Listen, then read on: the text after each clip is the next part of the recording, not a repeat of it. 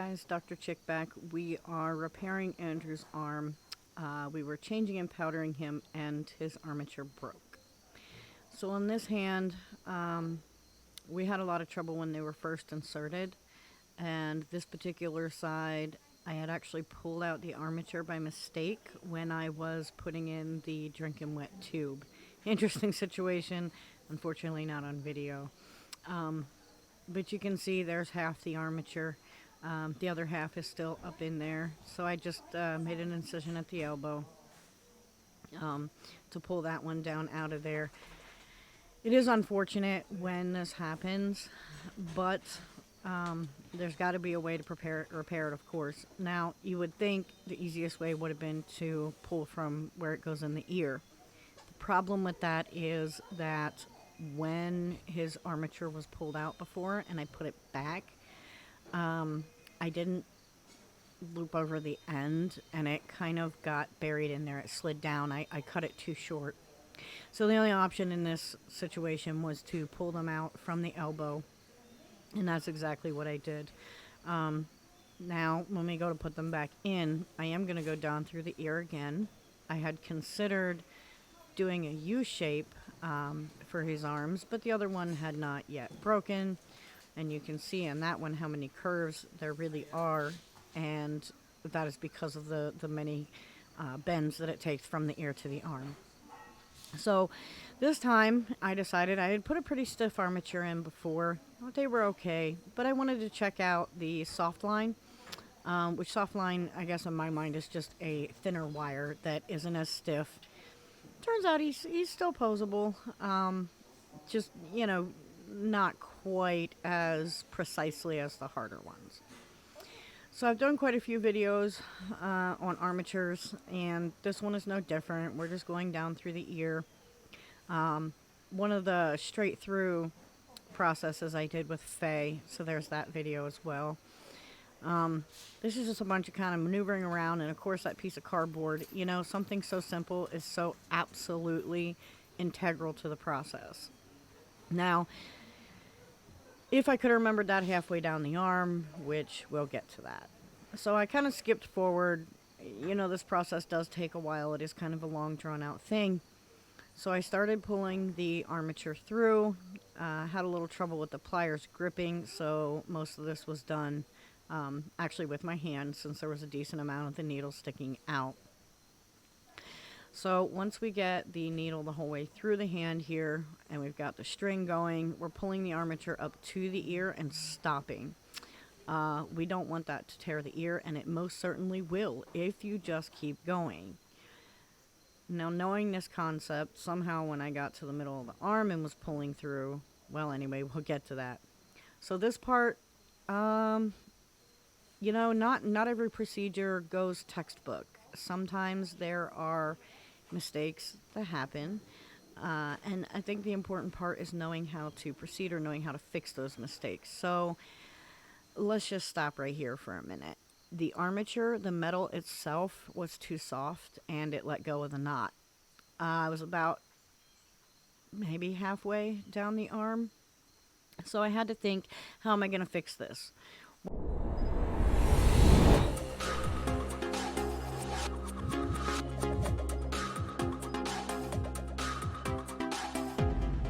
Well, I went with my initial idea. To be honest, I was a little frazzled. So the initial idea on this was to make an incision where the armature had stopped, pull it through, re-thread it, and then put the needle back through the arm and finish pulling it through.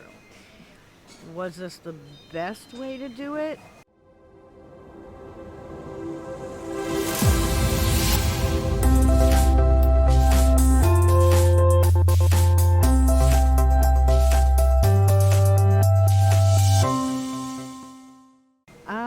I'm going to go with no. No, it was not the best way to do it.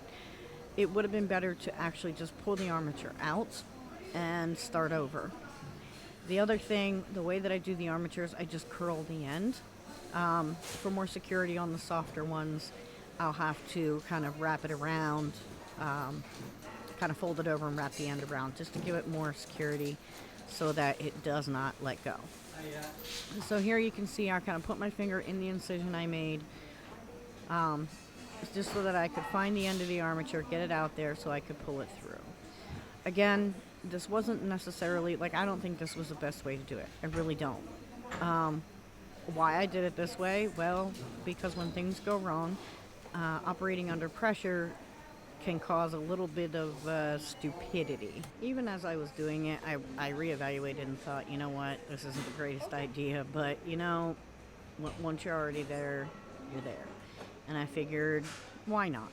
Let's see how it goes. I'm pretty handy with repairing, even rips and tears. Incisions are definitely easier. But at the end of everything with this armature, I was able to repair all the damage that was done, to a point where you don't notice it unless you purposefully stretch the silicone, which, let's be real, you really shouldn't be doing that ever, ever, ever with your doll. I do these things. I do the armatures, the drinking wet. I stress the silicone to the max. But the thing about this is not how you handle the baby on the daily. You do have to be very careful with these. It's kind of like nurses in the nurseries at hospitals. The way that they handle newborns, if you're a first-time mom, is absolutely terrifying. But then you come to realize that it's because they do it every day. They kind of know, they're used to it. As a new parent, you're extra gentle. So as we're going along here, you can kind of see where I'm trying to pull that through back a little bit.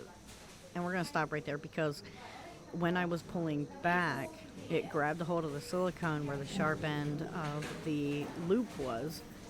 And for sure, that was a really bad idea. As it turned out, it caused an extra tear that I had to repair later.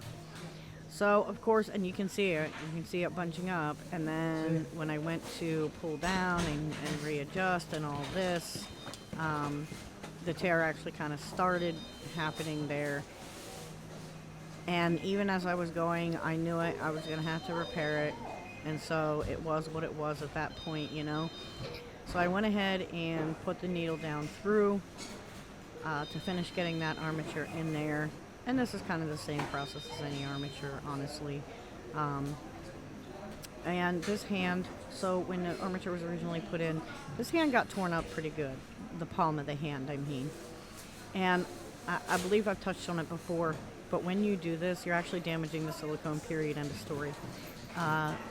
Armatures and drinking wet is all about minimizing that damage, And because this one was torn up already and repaired, there are weak spots. So even when you repair this, your incisions and whatnot, you have to understand that it is actually not the same as, when it was poured solid. This is why people look for one solid piece pour versus I sculpted and poured the head and then attached it to the body. When you do that, the neck is not as stable. These incisions, and no matter how small the cut or tear is, it never gets repaired back to 100% new. It does get repaired to the point where if you're treating this silicone baby, gently, it's not going to let loose. But you go pulling at things, poking at things, stretching at things, it very well could damage it. So at the end here, you can kind of see the hand, and it did the same darn thing. And I stopped here because it did the same thing. These softer armatures definitely need to have the tail wrapped around the wire.